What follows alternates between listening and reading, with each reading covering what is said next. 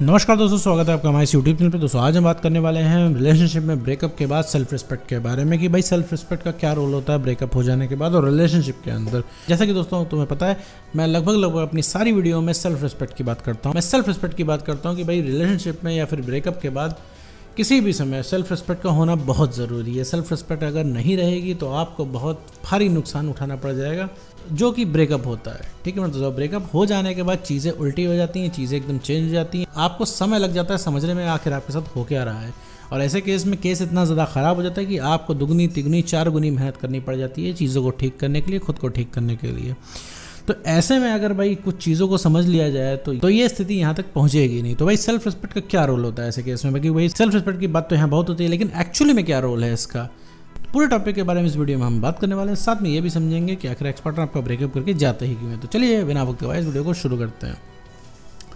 देखो मेरे दोस्त, अगर तुम्हारा कोई रिलेशनशिप चल रहा है या फिर इसमें ब्रेकअप हो गया, तो ब्रेकअप हो जाने के बाद तुम्हारा एक्स पार्टनर एकदम चेंज हो जाता है। चेंज होना उसका बहुत ही लाजमी, और रीज़न उसका यह है कि भैया उसको ब्रेकअप करके जाना होता है।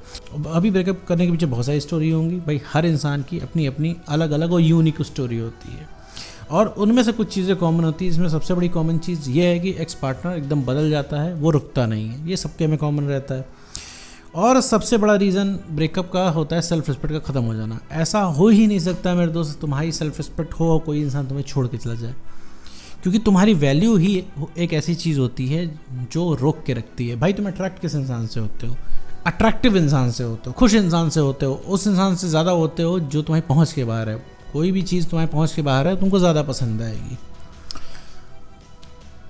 ठीक है मेरे दोस्त, तो वो फैक्टर जब तक तुम्हारे अंदर है तब तक चीज़ें अच्छी चलेंगी। कहने का मतलब है भाई अपनी आइडेंटिटी को, मतलब सेल्फ रिस्पेक्ट को मेंटेन करके रखना है, सीधी सी बात है। अब आप में से बहुत सारे लोग हो सकता है कहें कि सर अब अगर हर चीज़ हम नाप तोल के ही रखेंगे तो सर कैसा प्यार, क्या प्यार भी क्या क्या नाप के किया जाता है सर? प्यार में भी क्या प्रेडिक्शन लगाई जाती है? प्यार में भी क्या चालाकी की जाती है? तो मेरे तो प्यार में परेशान भी नहीं रहा जाता। अगर किसी रिलेशनशिप में आप हैं तो अगर खुशी से ज़्यादा आपको दुख होता है तो मेरे दोस्त वो रिलेशनशिप किसी काम का नहीं। और ब्रेकअप हो जाने के बाद भाई आपको फिर दिक्कत भी नहीं होनी चाहिए अपने एक्स पार्टनर से, चाहे वो इंसान जो करे।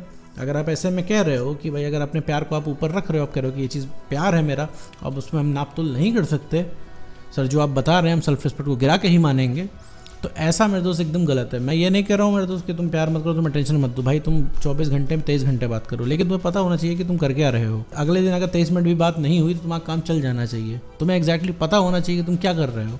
तो भाई किसी चीज़ में मना ही नहीं है। अभी तुमने क्या किया कि अब तुम रिलेशनशिप में आ गए, अब तुम्हें सब उसका अच्छा लग रहा है, वो गालियाँ भी दे रहा है तो भी अच्छा लग रहा है। भाई शुरुआत में सबको अच्छा लगता है, शुरुआत में कुछ नहीं समझ में आता है, इसलिए नहीं समझ में आता कि वो अच्छा बहुत लग रहा होता है, तुम एकदम हवा में हो जाते हो।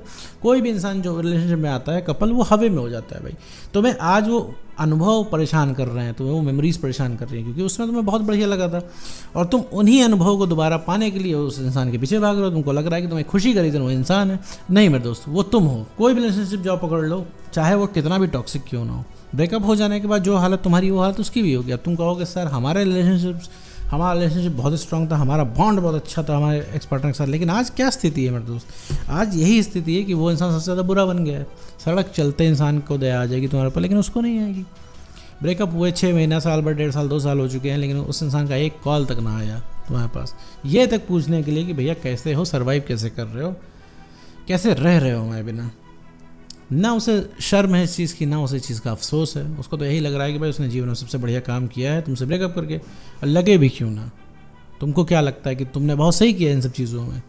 हो सकता है ये चीज़ कड़वी लग जाए, लेकिन मेरे दोस्त ये चीज़ जितनी जल्दी तुम समझ लोगे उतनी जल्दी चीज़ें ठीक हो जाएंगी, क्योंकि जो गाड़ी रुकी हुई है वो तुम्हारी वजह से रुकी हुई है। कहोगे सर हमारी वजह से कहाँ रुकी हुई है? हम तो सर खूब ढेर सारा हमने प्यार किया, हम तो लॉयल रहे, हम तो आज भी प्यार करते हैं। तो यही तो गलत है मेरे दोस्त। पहली बात है कि कुछ भी करो मेरे दोस्त, लेकिन सेल्फ रिस्पेक्ट से मेरे दोस्त पंगा मत लो, उसको नीचे मत गिराओ। उसके मुद्दे पे बात करते हैं सेल्फ रिस्पेक्ट के रोल के बारे में। पहले बात करेंगे अगर रिलेशनशिप में है तो सेल्फ रिस्पेक्ट का क्या रोल है। भाई रिलेशनशिप में हो, इट्स गुड, बहुत अच्छी बात है।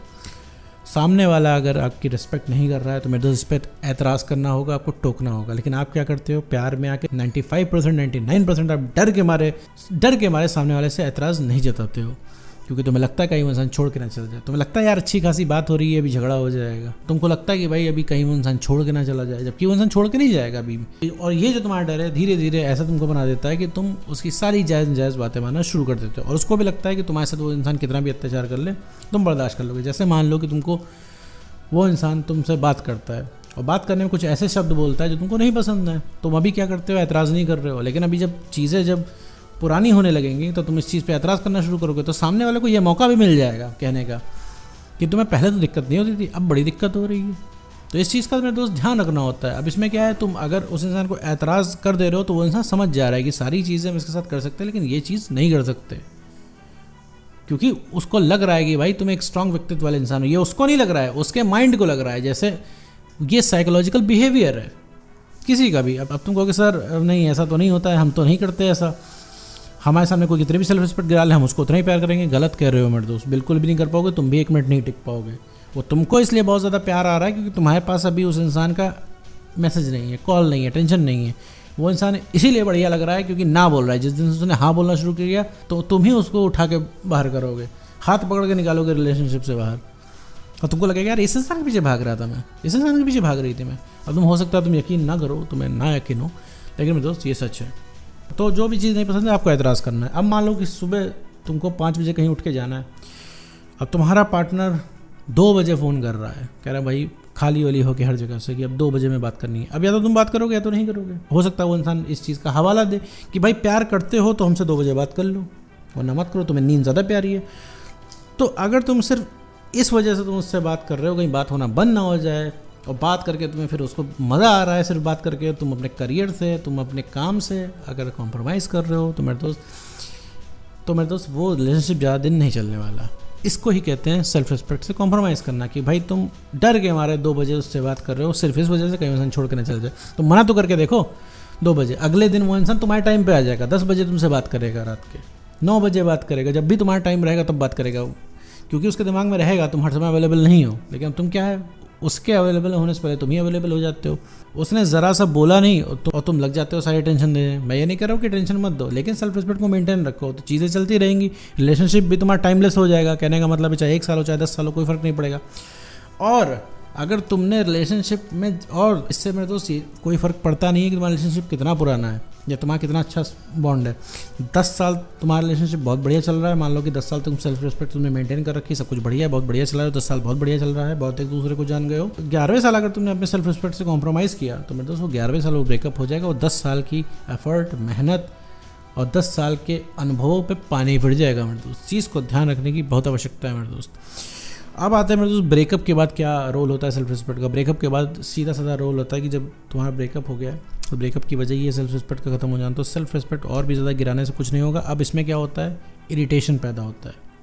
अब इसमें वो इंसान फ्रस्ट्रेट होता है क्योंकि वो इंसान मूड बना लिया होता है। जैसे तुम्हारे मन में इमेज बन गई कि तुम्हारा एक्स पार्टनर ना झुक सकता है ना वापस आ सकता है, उसके माइंड में इमेज बन गई है कि तुम कहीं जा नहीं सकते हो, तुम कभी रिएक्ट नहीं कर सकते हो, तुम मना भी नहीं कर सकते हो, तो वो इंसान उनको छोड़ के चला जाता है क्योंकि अब उसे पता है कि वो कभी भी एंट्री मार लेगा। लेकिन उसे ये चीज़ नहीं पता कि अगर तुम मना करोगे तो क्या होगा, क्योंकि भाई तुम जितना अटेंशन उसको दे सकते हो कोई नहीं दे सकता। तो तुम्हारे साथ उसने जो फील किया किसी और के साथ नहीं फील कर पाएगा इतनी जल्दी।